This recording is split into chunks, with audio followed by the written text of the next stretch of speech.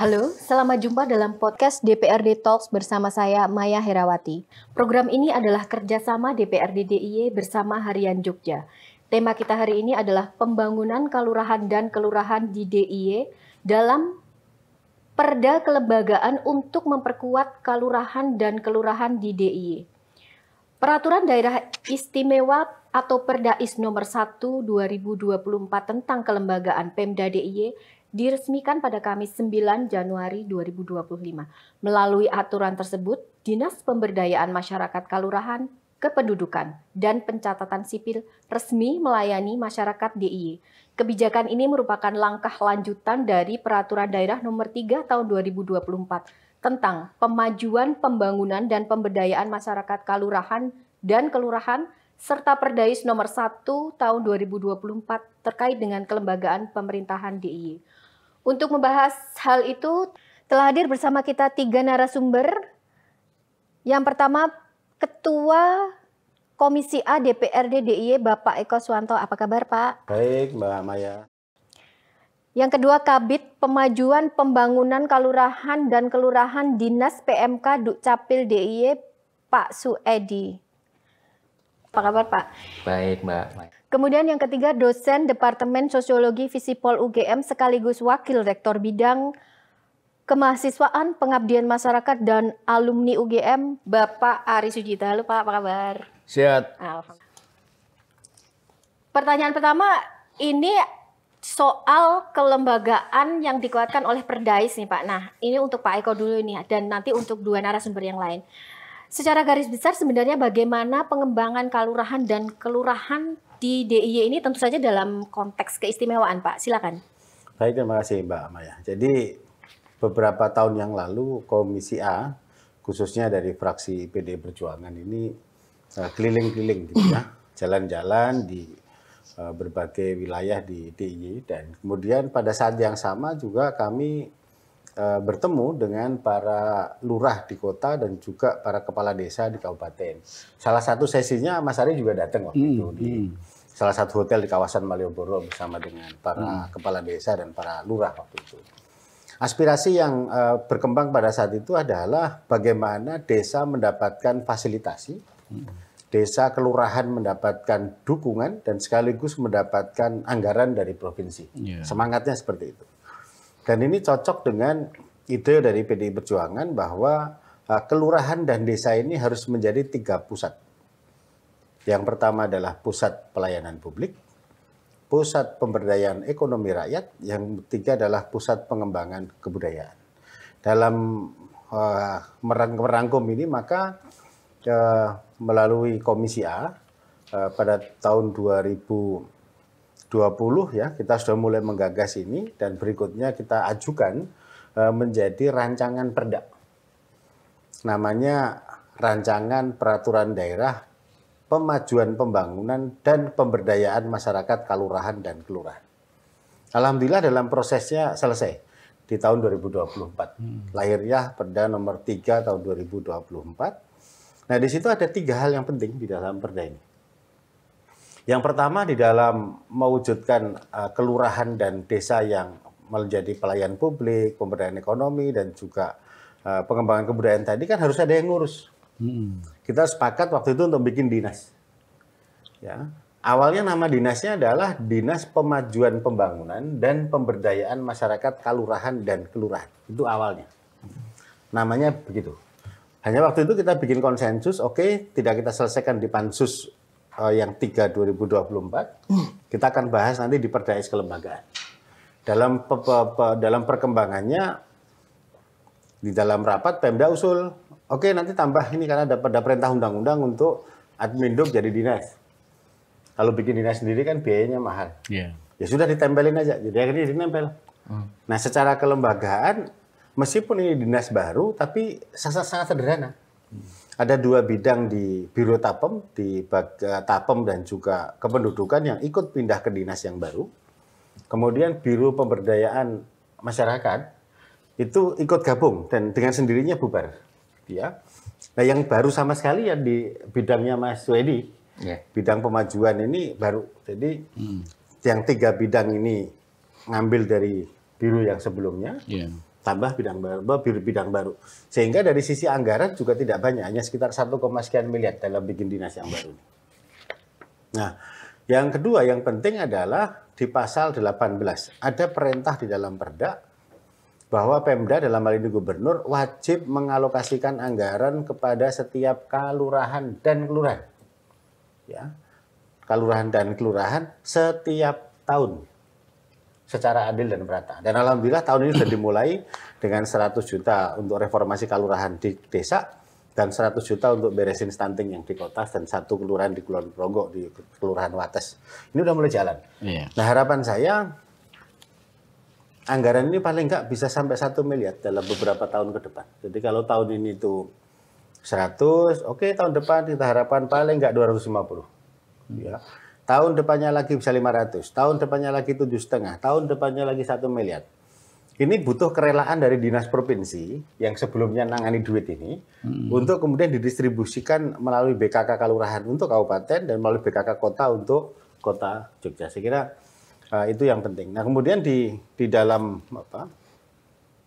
melengkapi Perda ini kita lahirkan perubahan Perdais tentang kelembagaan. Nah, di pasal 22 dan 23 itu diatur secara khusus. 1, kelurahan masuk menjadi nomenklatur lokal keistimewaan DIY. Dulunya itu kan cuman kelurahan, Kapanewon, Kemantren. Sekarang resmi tambah 1. Kelurahan ini menjadi bagian dari kelembagaan keistimewaan DIY. Sehingga ke depan kelurahan boleh jadi SKPD. Nah, di dalam pasal 23 itu diatur bahwa kelurahan diberikan kewenangan. Keistimewaan ada 4 urusan.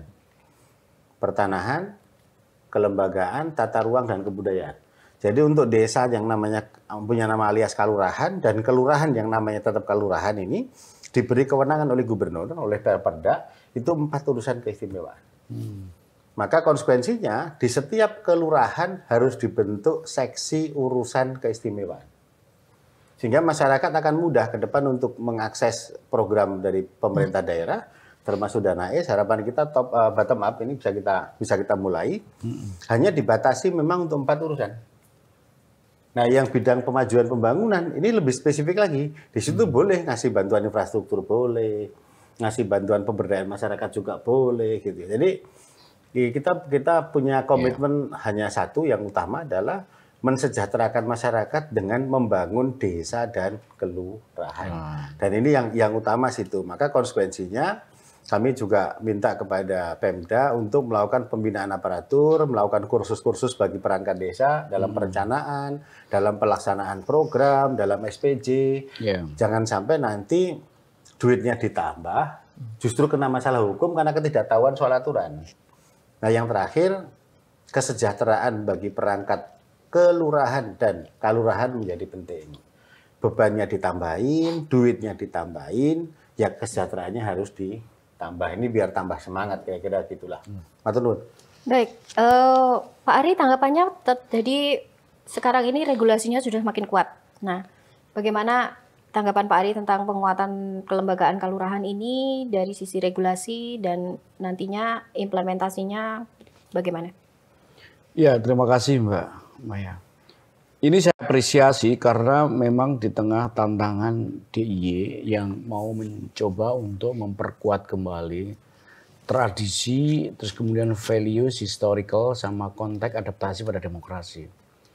Nah, memang ini bagian dari komitmen formal yang memang juga harus diikuti oleh kerja-kerja partisipasi sosial, bahkan nanti kita bisa katakan diinstal dulu gitu. Karena kelembagaan birokrasi di DIY, kemudian kabupaten kota yang dijelaskan oleh Mas Eko tadi menggambarkan pada kita bahwa komitmen ini nanti diikuti oleh resources, ya soal dana AIS. Sehingga cita rasa dana AIS itu sebetulnya juga ditandai oleh mengempower kelurahan dan kelurahan. Nah, ini juga menghitung dari sisi kebutuhan DIY ini akan memperkuat pilar-pilar di komunitas, sekaligus juga memperkuat kembali corak makna dari budaya, tidak semata-mata pertunjukan, tetapi juga tata kelola, governance, terus kemudian soal praktek-praktek baik yang itu menggambarkan keberdayaan tata pemerintahan di paling bawah itu. Maka ini tantangan kita adalah bagaimana sinkronisasi perspektifnya yang mendasari Perdais ini dengan nanti kabupaten kota. Gitu. Nah karena itu saya usul juga itu yang saya maksud dengan diinstal perspektif baru ini menggambarkan pada kita bukan memperrumit, bukan ngasih kerjaan kelurahan dan kelurahan baru, tetapi ini sebagai pintu masuk. Cara bacanya begitu, sebagai pintu masuk untuk memperkuat mereka. Karena kalau nanti gagal diterjemahkan oleh birokrasi provinsi dan kabupaten kota, nanti memperumit lagi gitu. Karena banyak sekali kasus dana desa itu sing kipo-kipo lah, soalnya nambah ruwet gitu, lebih baik rasa gitu. Padahal itu mandat di dalam undang-undang. Nah karena itu ini PR siapa? Ya mau tidak mau yang tadi disebut oleh Mas Eko harus ada kapasitas yang harus disiapkan. Install perspektifnya, terus kemudian kapasitas yang diikuti dan ngatur kelurahan dan kelurahan itu jangan rumit-rumit. Jadi cara membaca kita jangan curiga pada kelurahan dan kelurahan, tetapi melihat bahwa ada potensi mereka sebagai subjek di dalam pemberdayaan itu. Nah, apalagi ini kalau kita kaitkan sekarang ini, eranya saya agak prihatin ini. Di tingkat nasional ini, framingnya itu seolah-olah kepala desa itu banyak masalah begitu. Jangan-jangan padanya mau mengurangi dana desa, jangan-jangan gitu. Sudah dikurangi untuk koperasi katanya. Nah itu. Iya betul. Nah maksud saya begini, framing atas desa ini seolah-olah problem kan seolah-olah desa itu nggak mampu. Berapa persen yang masalah? Yang masalah tetap aja diatasi secara hukum.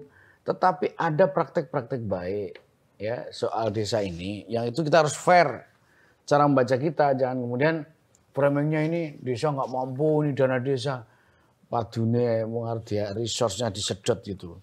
Nah sama juga saya ingin menekankan ini agar visi yang tadi disampaikan oleh Mas Eko itu sebenarnya perlu ditangkap sebagai peluang kita untuk membangun bukan hanya institusi, tapi juga tata kelola, culture-nya, terus kemudian partisipasi sosial harus tumbuh. Misalnya mungkin nggak ini PR yang paling nyata ini soal kemiskinan.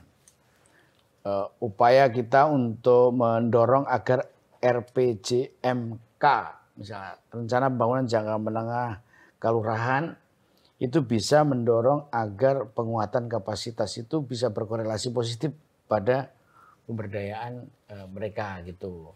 Misalnya soal sampah lah gitu. Sampah itu bisa nggak menjadi salah satu isu yang nanti diendapkan dan kemudian diformulasikan dalam program. Saya yakin bisa. Yang penting ini saya sudah apresiasi nih, ibaratnya itu saya sebut Perdais ini sebagai ditiup lah, disebul bul gitu. Nah ini kan harus ada spirit untuk mendorong tumbuhnya partisipasi. Karena itu memang lurahnya itu, ini kan ada asosiasi nih, kipi gen Cuncat Taliwondo ya, segera kita bisa berpikir. Pokoknya poinnya jangan sampai ini iman-iman mung di ngangkrak tok Perdais ini. Tapi harus dibaca sebagai cara kita untuk mentransformasi peran kelurahan ke depan. Baik. Itu poinnya.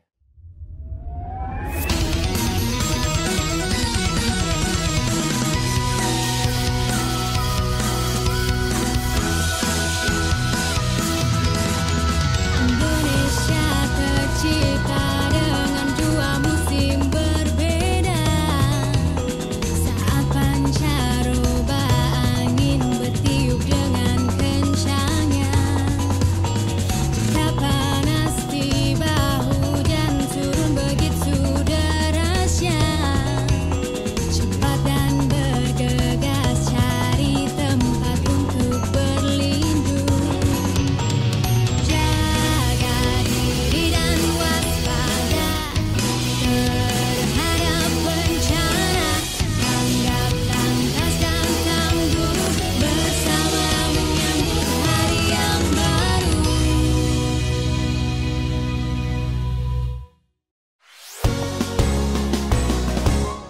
Hey hey hey Indonesia, siapkan diri kita.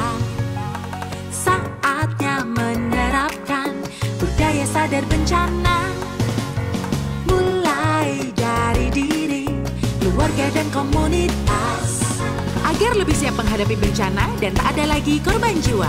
Kenali bahayanya, kurangi risikonya, selalu siaga hadapi bencana.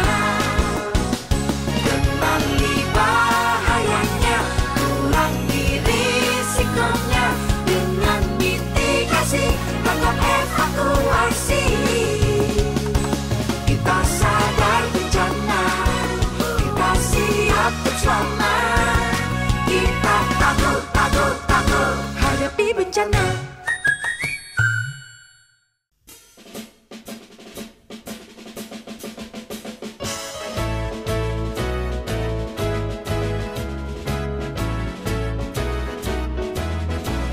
Semangat berjuang demi panggilan kemanusiaan, gerak terpadu pemerintahnya, masyarakat dan dunia usaha demi negara.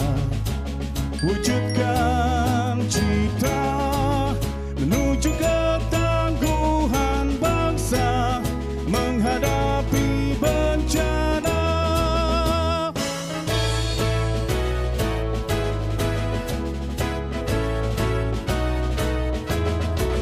Semangat berjuang demi panggilan kemanusiaan, gerak terpadu pemerintahnya, masyarakat dan dunia usaha demi negara.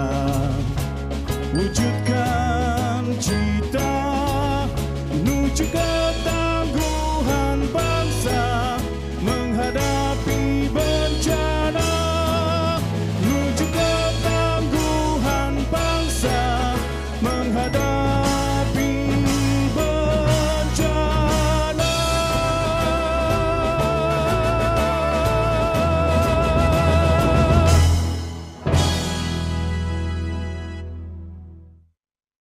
Baik Pak Ari, jadi kan sekarang ini udah ada dinas baru nih Pak Ari. Oh. Saya tanya dulu ke orang dinasnya, nanti kita bicara soal dinas baru ini Iya, dan iya, bagaimana penguatan kelembagaannya.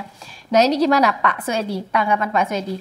Sekarang ini kalau kata Pak Ari, ada tata kelola pemerintahan di desa, ya, di kalurahan dan kelurahan yang harus dikembangkan, ada praktek baik tata pemerintahan yang harus dikembangkan, ada partisipasi masyarakat. Nah sekarang sebagai dinas baru dalam penguatan kelembagaan, apa langkah perdana yang sudah dilakukan sekarang ini? Iya, makasih Mbak. Jadi kalau mengacu di salah satu misi Bapak Gubernur, itu kan beliau menginginkan agar pemerintah kalurahan dan kelurahan itu lebih berperan dalam meningkatkan kualitas hidup, kehidupan, dan penghidupan. Nah, kalau kita kemudian di breakdown di masing-masing kosakata itu, maka sebetulnya kualitas hidup itu kan menyangkut dimensi individu, atau kalau dianalogkan kalau dalam bahasa Jawa itu urip. Maka bagaimana agar pemerintah kalurahan dan kelurahan itu mampu meningkatkan kualitas hidup dalam rangka meningkatkan penyediaan kebutuhan dasar. Misalkan ada papan, pangan, sandang, termasuk pendidikan dan kesehatan. Kemudian yang kedua terkait dengan untuk meningkatkan kualitas kehidupan. Ini dalam kacamata dimensi sosial dan lingkungan, atau dalam bahasa Jawa dikenal dengan namanya bebrayan. Jadi artinya interaksi sosial itu mampu kemudian diampu oleh pemerintah kalurahan dan kelurahan supaya tadi tidak terjadi konflik-konflik secara sosial. Kemudian yang ketiga adalah meningkatkan kualitas penghidupan. Nah ini kalau di dalam terminologi ekonomi berarti dia dimensi ekonomi. Kalau kemudian kita analogkan dengan Jawa berarti itu ada namanya panguripan. Nah, ini lebih spesifik sebetulnya. Sehingga bagaimana agar misi Bapak Gubernur meningkatkan peran kelurahan itu mampu meningkatkan pendapatan masyarakat dan juga meningkatkan kesejahteraan ekonomi masyarakat. Nah, untuk kemudian mengampu ketiga misi ini, kualitas hidup, kehidupan dan penghidupan, maka mulai tahun 2023 itu Bapak Gubernur kemudian mencanangkan apa yang menjadi reformasi kelurahan, Pak. Mbak, jadi di dalamnya ada namanya perbaikan tata kelola pemerintahannya yang dikenal dengan reformasi birokrasi pemerintahannya.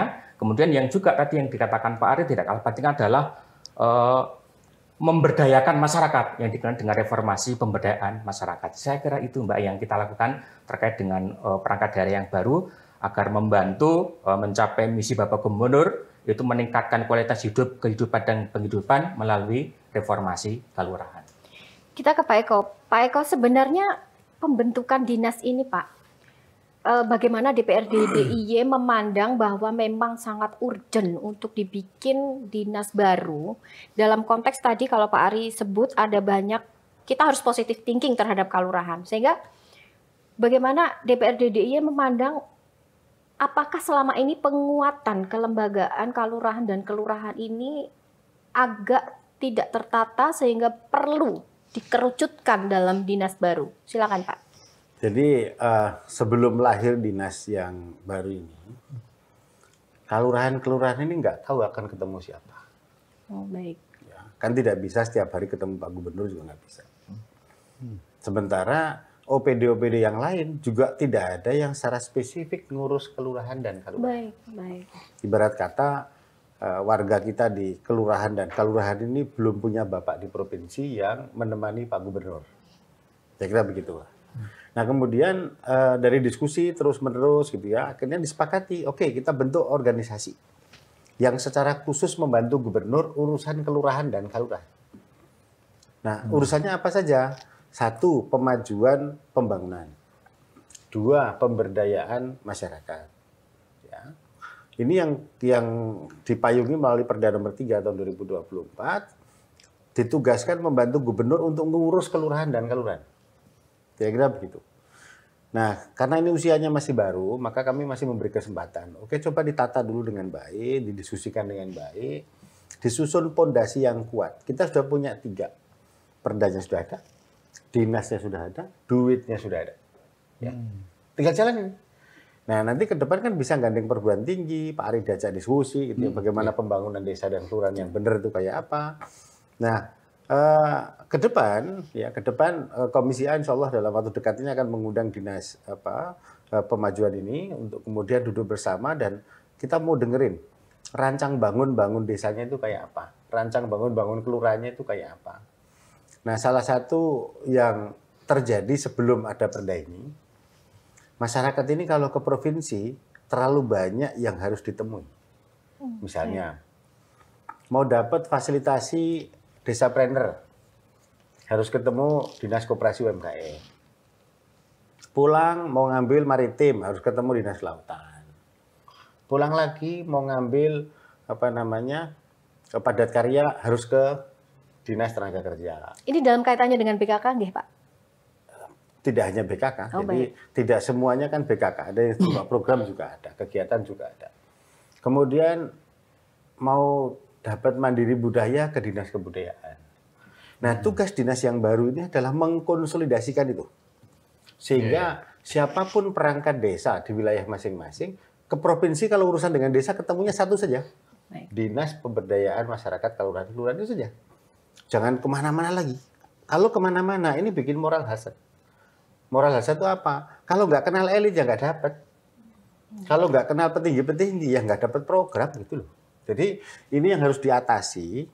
Cuman karena usianya itu baru 3 bulan kan DPRD tidak fair kalau menilai. Jadi biar dulu nyusun fondasi, nata dulu gitu ya kira-kira gitu. Nanti dalam 1 tahun ya harus ada kerelaan dari Paniradio di tahun yang kedua besok untuk tidak lagi anggaran ini kepecah-pecah di banyak dinas. Dinas membantu desa boleh, tapi jangan lupa hari ini sudah ada dinas yang khusus menangani desa. Percayakan pada ini, kira-kira gitu loh. Oh, baik. Pak Ari, ini ada harapan baru nih Pak dari dinas ini berarti ya, untuk kita membangun positive thinking terhadap kelurahan. Yang pertama itu, dan untuk harapan baru untuk mencerdaskan perangkat kelurahan termasuk kepala desa supaya banyak mengelola, ada dana desa, ada dana keistimewaan. Bagaimana tanggapannya Pak? Ya memang ini saya optimis dengan memberdayakan dan penguatan kelurahan di DIY ini. Jumlah kita itu nggak banyak kok dibandingkan Jawa Tengah, dibandingkan Jawa Barat, Jawa Timur gitu ya. Nah, yang disampaikan oleh Mas Eko termasuk Mas Suedi tadi kan benar ya, bahwa kita memang harus menata itu. Konsolidasi itu untuk mencegah agar fragmentasi melahirkan ketidakefektifan. Ini tentu kita perlu baca itu, sehingga pertanyaan-pertanyaan sederhana saja ini mau kemana sih gitu. Nah, memang dinas inilah yang nanti jadi motor.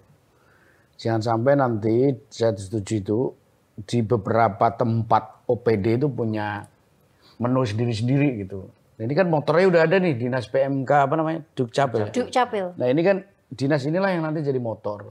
Tinggal nanti peta kita atas capaian selama ini maupun intervensi yang dikerjakan atas kelurahan itu kayak apa. Nah, misalnya yang kita kan banyak sekali buat menu dulu-dulu ya, Mas Eko ya. Desa, mulai dari desa Mandiri Budaya, desa Prima, desa Prener, macam-macam gitu. Desa Siaga dan nah, semuanya itu alamatnya desa gitu. Apakah dia menjadi subjek? Belum tentu. Mereka menjadi objek jangan-jangan gitu. Nah, oleh karena itu melalui konsolidasi yang dikerjakan oleh dinas ini, saya percaya ini nanti ini akan nada dasarnya disamain gitu. Jadi cara membaca dengan reformasi kelurahan kayak apa gitu. Yang lain kalau mau memberdayakan dengan ragam menu itu harus terkonsolidasi gitu.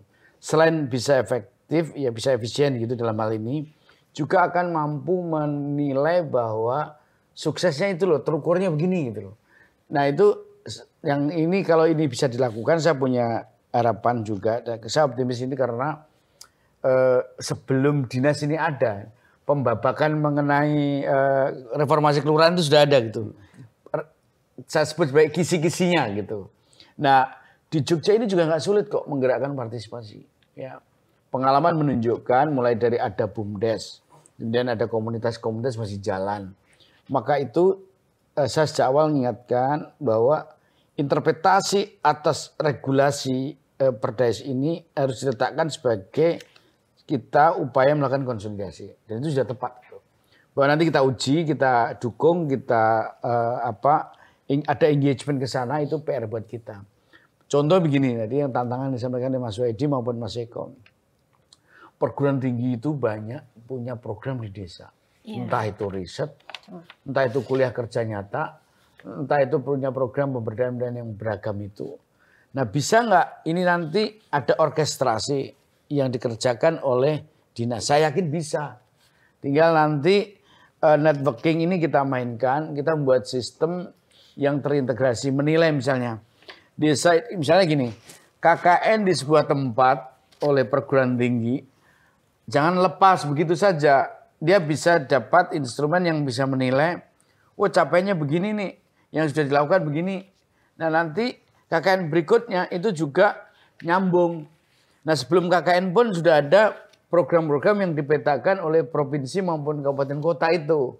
Nah, makanya PR kita memang ajakan kita agar dinas ini bisa juga menebarkan spirit agar kabupaten kota punya frekuensi yang sama.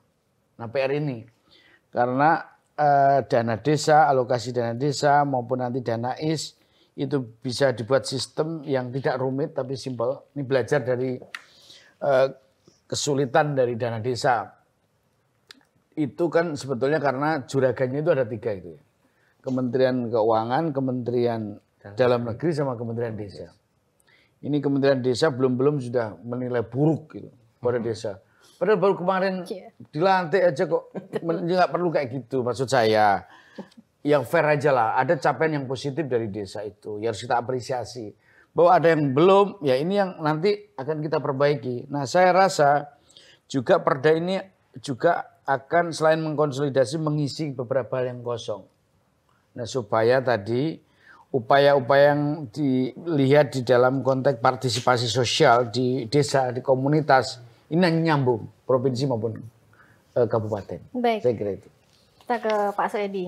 Nih, ada tawaran ini dari Pak Ari ini untuk menggandeng perguruan tinggi untuk mensinkronisasi pemberdayaan. Karena saya justru penasaran sebenarnya sebagai dinas baru ini, kira-kira apa rancangan pertama atau secara konkret yang sudah dilakukan terutama dalam bidangnya Pak Soedi, ya, pemajuan pembangunan kelurahan dan kelurahan dinas PMK. Ini sebenarnya rancangan pertamanya tuh apa, Pak? Secara konkret nih, nah kan tadi sudah dipaparkan oleh Pak Ari ada peluang-peluang untuk membantu dinas yang baru ini. Silakan. Iya, memang benar tadi yang disampaikan Pak Eko. Jadi dinas ini kan secara definitif baru lahir 3 Januari, termasuk Baru. KPH Jojonegoro juga baru dilantik 3 Januari. Jadi persis belum 100 hari ya Pak Eko. Memang kita memang salah satu kendala yang kita hadapi memang belum dikenal Mbak oleh perangkat daerah, termasuk Baik. di kementerian lembaga.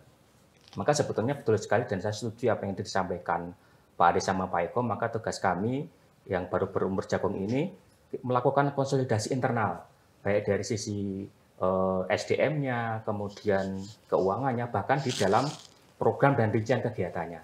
Nah, karena kami itu betul-betul bukan dinas baru, tapi merupakan tadi peleburan di antara dua biro, sehingga kita kan sebenarnya hanya meneruskan. Maka salah satu yang kita lakukan adalah melakukan akselerasi. Jadi kita yang sudah kita lakukan adalah melakukan review terhadap tim yang selama ini telah terbentuk, yang namanya tim reformasi kelurahan itu. Ada di tingkat DIY, kemudian ada di tingkat kabupaten, bahkan di tingkat KPNW sampai ke kelurahan-kelurahan itu. Kemudian yang kedua, jadi betul sekali tadi yang disampaikan, tantangan bagi kami adalah konsolidasi eksternal. Jadi untuk mewujudkan misi Bapak Gubernur tadi, yang kualitas hidup, kehidupan, dan kehidupan, maka butuh yang namanya kerja lintas sektor dan lintas aktor. Lintas sektor itu tentu tadi disampaikan juga Pak Eko, maka untuk mewujudkan misi Bapak Gubernur itu kan butuh di berbagai sektor, entah dari pendidikannya, kesehatannya, dan lain sebagainya. Termasuk adalah kerja-kerja lintas aktor. Jadi mungkin dari pemerintah daerah juga tidak bisa berjalan sendiri tanpa melibatkan pemerintah kabupaten. Bahkan juga tadi dari melibatkan perguruan tinggi itu sangat penting. Sehingga menurut kami, hemat kami adalah ini menjadi salah satu tantangan bagi kami agar konsolidasi internal itu kemudian berlanjut ke konsolidasi eksternal. Sehingga bahasa kami itu kerjasama pentahelik itu bisa dilakukan baik oleh kami di pemerintah daerah maupun di luar pemerintah daerah DI. Saya kira begitu, Mbak. Baik.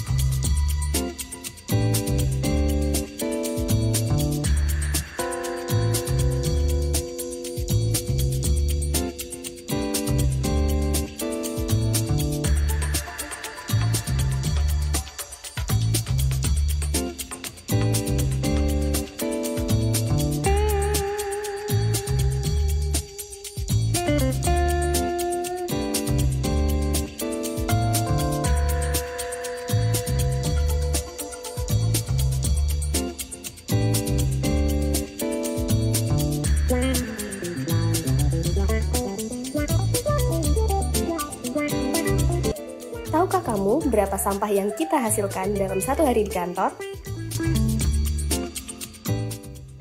Tanpa kita sadari, kebiasaan kecil bisa menumpuk jadi masalah besar.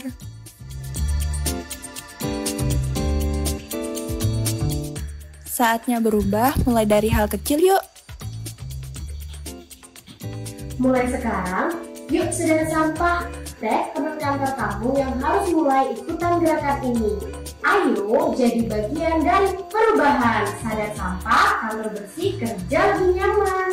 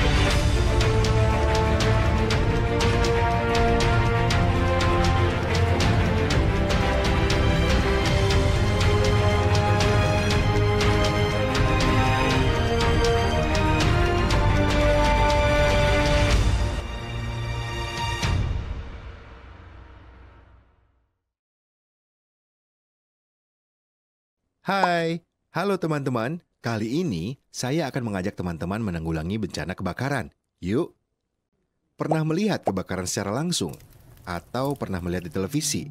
Pasti pernah ya? Nah, agar terhindar dari bahaya bencana kebakaran, Anda perlu mengetahui beberapa hal yang perlu diperhatikan setiap saat, baik di tempat tinggal maupun tempat Anda bekerja. Apa sih yang dimaksud dengan kebakaran? Kebakaran adalah situasi di mana bangunan pada suatu tempat seperti rumah atau pemukiman, pabrik, pasar, gedung, dan lain sebagainya dilanda api yang menimbulkan korban dan atau kerugian. Pasar Klewer, yang merupakan pasar tekstil terbesar di Jawa Tengah, tidak bisa terhindar dari keganasan si jago merah. Kebakaran yang terjadi pada tahun 2014 ini melahap ribuan kios milik pedagang batik, busana, dan lain sebagainya. Kerugian akibat kebakaran tersebut ditaksir mencapai triliunan rupiah. Penyebab kebakaran ini, menurut Kapolda Jawa Tengah, diakibatkan oleh adanya korsleting listrik. Apa yang harus dibiasakan agar terhindar dari bahaya bencana kebakaran? Aktivitas sehari-hari yang perlu dilakukan antara lain, memperhatikan instalasi listrik. Periksa secara berkala instalasi listrik di rumah atau tempat tinggal Anda. Apabila terdapat kabel yang telah rapuh, sambungan atau stop kontak yang aus atau tidak rapat, maka segera ganti dengan yang baru. Memeriksa kondisi dapur. Periksa kondisi tungku masak, baik kompor minyak maupun kompor gas, selang, dan tabung. Segera ganti apabila terdapat komponen yang rapuh atau bocor. Menempatkan bahan-bahan yang mudah terbakar pada ruangan khusus. Jangan tempatkan bahan yang mudah terbakar dengan bahan yang dapat menimbulkan reaksi kebakaran. Anda perlu mengenal kelas-kelas dan alat atau media yang digunakan untuk memadamkan api dalam kebakaran, yaitu kelas A. Kebakaran yang digolongkan dalam kelas ini disebabkan oleh benda-benda padat seperti kertas, plastik, karet, dan busa. Media pemadaman yang bisa digunakan antara lain air, pasir, karung goni yang dibasahi, dan alat pemadam kebakar atau apar, atau racun api tepung kimia kering. Kelas B. Penyebab kebakaran ini adalah cairan yang mudah terbakar seperti bensin, solar, minyak tanah, spiritus, dan alkohol. Media pemadaman yang bisa digunakan antara lain adalah pasir dan alat pemadam kebakaran atau apar, atau racun api tepung kimia kering. Dilarang memakai air untuk jenis ini, karena malah bisa mempercepat rembatan lidah api. Kelas C. Penyebab utamanya adalah listrik. Media pemadaman yang bisa digunakan adalah alat pemadam kebakaran atau apar, juga racun api tepung kimia kering. Matikan dulu sumber listrik agar aman dalam memadamkan kebakaran. Jika kebakaran semakin membesar dan tidak memungkinkan untuk dipadamkan secara mandiri, maka segera hubungi pemadam kebakaran terdekat agar resiko kebakaran tidak menyebar dan menambah jumlah kerugian. Jangan lalai ya, harus tetap waspada, sigap, dan tanggap setiap saat, agar si jago merah tidak mengamuk dan menghabisi tempat tinggal, bangunan tempat bekerja, dan lain-lain. Sampai berjumpa di program lainnya. Pantang pulang sebelum api padam.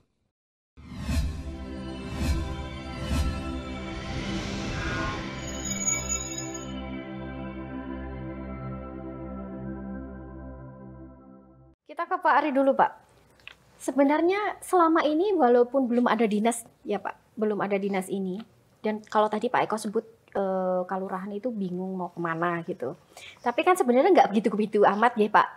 Kita punya pemerintah kabupaten yang kemudian sekarang ditambah kota untuk kelurahan. Nah, ini sebenarnya menurut pandangan Pak Ari, pemerintah kabupaten kota ini apakah cukup memahami bahwa ada peraturan-peraturan yang memang khusus untuk penguatan kelembagaan kelurahan dan sekarang kelurahan, apalagi tentang Perdais ini? Silakan Pak. Ya dulu ya memang yang dimaksud Pak Eko tadi kan sebelum ada dinas ini, orang kalau mau ke provinsi itu takonnya ke Sopo gitu loh. Bukan berarti nggak ada program, cuman kan ini penting untuk melakukan konsolidasi. Termasuk dinas ini juga nanti akan bisa connect dengan kabupaten kota. Nah, memang secara spesifik dalam bidang apa saja yang tadi disampaikan oleh Mas Wedi, leburan antara dinas Biro Tapem sama Biro Pemberdayaan Masyarakat Desa. Pemberdayaan masyarakat itu diharapkan nanti akan menjadi motor di dalam penggerak teknokrasi yang dikombinasi dengan partisipasi warga. Nah, kabupaten itu dengan spirit desentralisasi melawan sesuatu yang melakukan. Itu kan, artinya ada yang enggak begitu loh.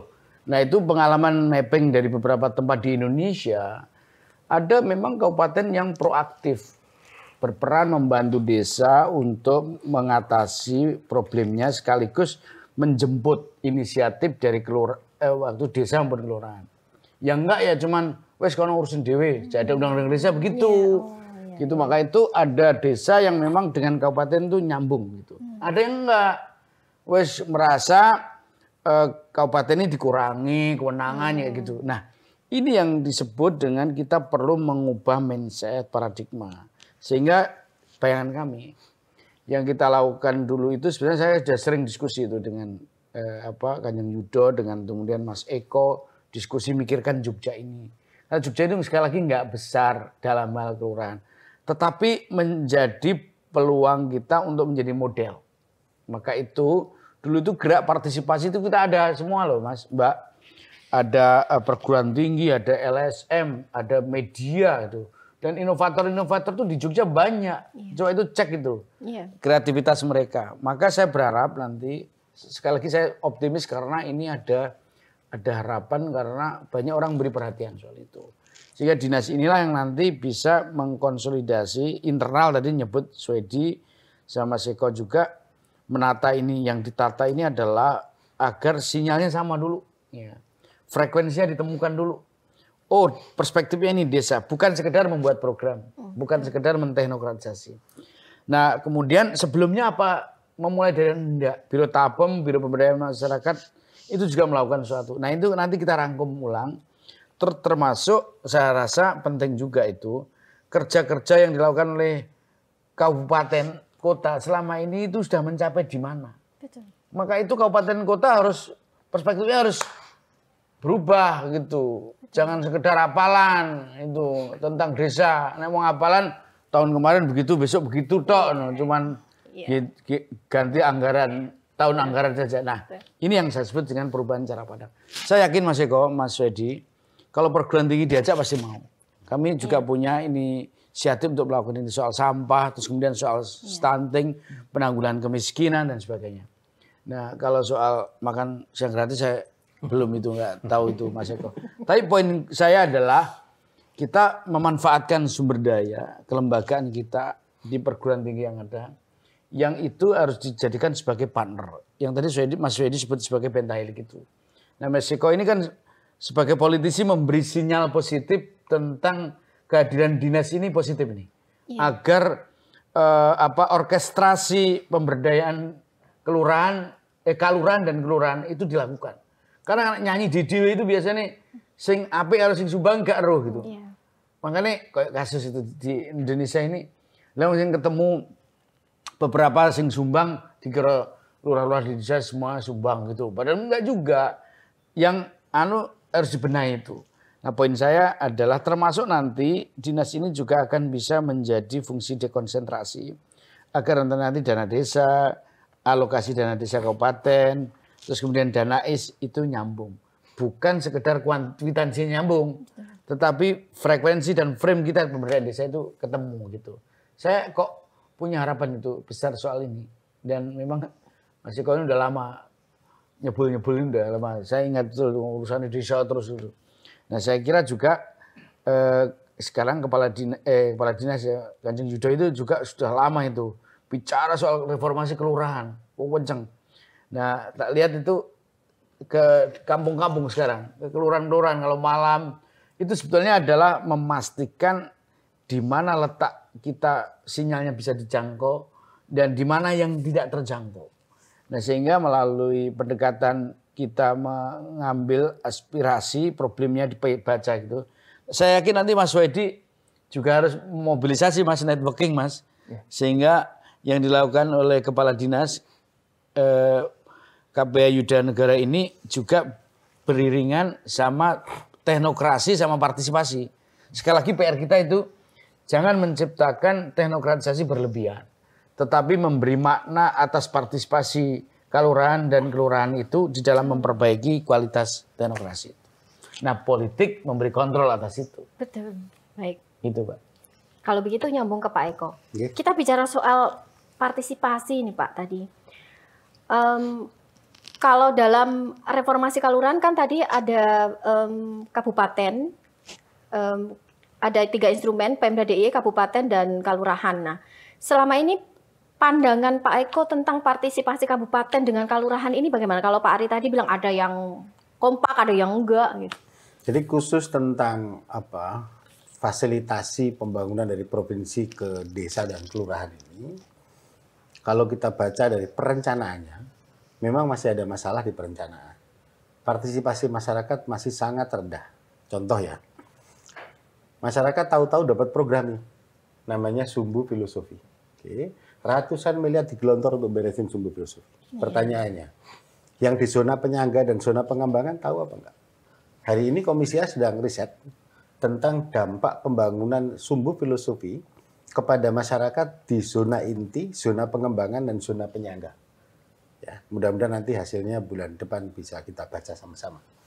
Kemudian yang terjadi beberapa saat yang lalu itu adalah ada gap ide, ya, ada gap perencanaan, ada gap SDM, ada gap manajemen, ada gap penganggaran. Kenapa banyak gap ini? Karena sebelumnya nggak ada dinasnya. Jadi tahu-tahu dinas kebudayaan nyelonong ke desa ngurus mandiri budaya. Besok paginya dinas kelautan datang ke desa ngurus maritim. Ya, besok paginya dinas koperasi UMKM ngurus brander. DP3.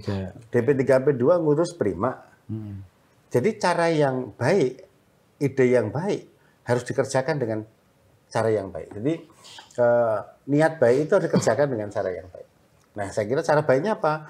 Dinas PMK yang sekarang sudah lahir, itulah yang menjadi manajer di dalam pembangunan desa membantu gubernur. Jangan banyak-banyak yang ngurus.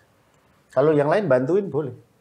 Tapi Mas Kanjeng Yudo dan teman-teman harus menghikmati betul bahwa dia lahir dan dilahirkan itu untuk membantu desa. Maka apa yang harus kita kerjakan ke depan ada 5 langkah yang wajib dikerjakan. Nomor 1, konsolidasi ide dan gagasan. Terkait dengan menempatkan desa dan kelurahan sebagai 3 pusat tadi.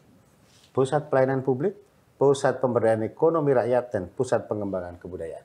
Jadi ini harus sama dulu nih, dari provinsi sampai ke tingkat desa. Yang kedua, di dalam anggaran perubahan 2025 atau anggaran 2026, kami minta kepada dinas PMK ini untuk melakukan riset potensi desa. Riset potensi kelurahan. Selama ini kan masih minjem punyanya BPS.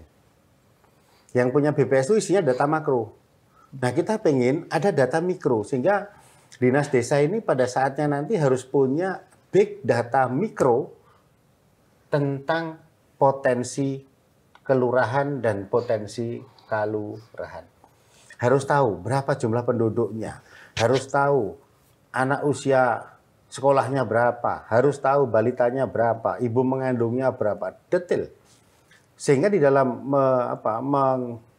meminjam istilahnya Mas Ari tadi, di dalam memanage ya, mengorkestrasi itu didukung dengan data dan informasi yang benar. Baik. Gitu ya. Nah, yang langkah yang ketiga, konsolidasi perencanaan.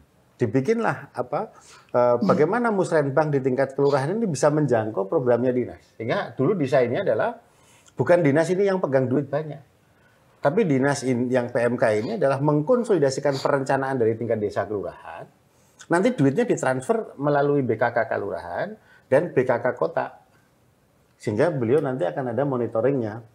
Nah, yang keempat adalah konsolidasi yang saya sebut dengan kelembagaan. Misalnya, kota harus segera memperbaiki kelembagaannya, di tingkat kelurahan harus ditambah seksi urusan keistimewaan misalnya. Ini kalau nggak segera dikerjakan juga susah. Baik. Nah, yang terakhir, konsolidasi untuk monitoring. Jadi, saya setuju dengan Mas Ari tadi bahwa kita harus berprasangka baik kepada perangkat kelurahan dan kelurahan ini. Dan tugas kita ini mendampingi, support, jangan marah-marah terus, kira-kira gitu loh ya. Jadi saya kira itu yang utama dan kita punya cita-cita yang sama, menyelesaikan problem kemiskinan, pengangguran, dan ketimpangan dengan cara apa? Yang bangun desa dan bangun kelurahan. Baik, baik. Terima kasih Pak Eko. Kita sudah sampai pada segmen akhir. Saya ingin tahu harapan para narasumber terkait dengan adanya dinas baru dan juga harapan tentang penguatan kelembagaan kelurahan. Pak Suedi dulu, dinas yang baru ini. Silakan Pak. Baik Mbak, jadi untuk tahun ini memang betul yang disampaikan Pak Ari sama Pak Eko. Jadi memang kita akan melakukan akselerasi tadi untuk mendukung misi Bapak Gubernur.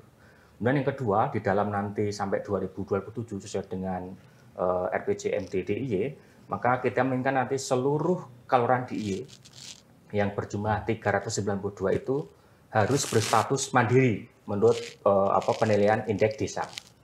Kemudian yang kedua, juga nanti ada penambahan dari desa mandiri budaya yang tiap tahunnya kalau nggak salah ada sekitar 5 yang harus bertambah. Kemudian yang terakhir adalah kita pengen agar desa itu juga punya swasembada. Jadi artinya ke depan bahwa dari sisi birokrasi ada tata kelola perbaikan, sementara dari sisi pemberdayaan masyarakat juga mengalami peningkatan yang signifikan. Artinya betul tadi yang disampaikan Pak Ari bahwa entah nanti terkait dengan adanya koperasi Desa Merah Putih, tetapi kami punya komitmen agar badan usaha milik desa itu menjadi pusat perekonomian di tingkat desa. Jadi agar BUMDes itu mampu berperan di dalam meningkatkan pendapatan ekonomi masyarakat, tapi juga memberikan kontribusi terhadap pendapatan asli kelurahan. Saya kira begitu, Baik, Pak. terima kasih Pak Aswin. Silakan Pak Eko. Oke, jadi ini kesempatan yang baik untuk Dinas PMK ini lari lebih cepat lagi. Iya, untuk apa? 3 hal saja. Segera riset potensi desa dan kelurahan, konsolidasi kelembagaan, yang terakhir konsolidasi perencanaan. Rakyat menunggu bantuan dari provinsi untuk bisa lari lebih cepat lagi agar kemiskinan hilang, pengangguran hilang, kemudian kemiskinan juga bisa kita tekan, kita bisa kurangi. Baik, silakan Pak Ari yang terakhir. Ya, perda maupun kehadiran dinas ini harus dianggap sebagai kekuatan baru. Mari kita bangun konsolidasi yang itu bertumpu pada cita-cita kita untuk berdaya. Desa atau kelurahan dan kalurahan ini sebetulnya adalah kekuatan penting sebagai komponen bangsa. Bangun kepercayaan pada kelurahan, kalurahan, tapi juga kontrol mereka. Di atas itu semua selain membangun kepercayaan dan kontrol, supervisi agar tanggung jawab ini akan bisa kita genggam. Kehadiran perda ataukah dinas ini tentu adalah energi baru.